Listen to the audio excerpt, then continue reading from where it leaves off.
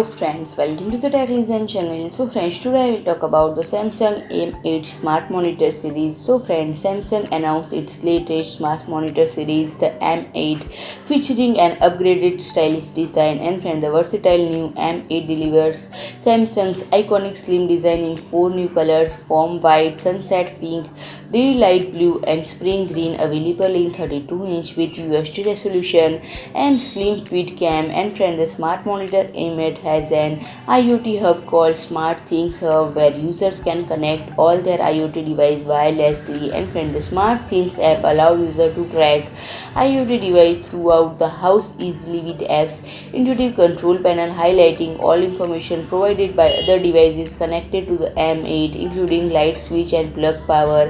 And it is equipped with high sensitivity far field voice microphone.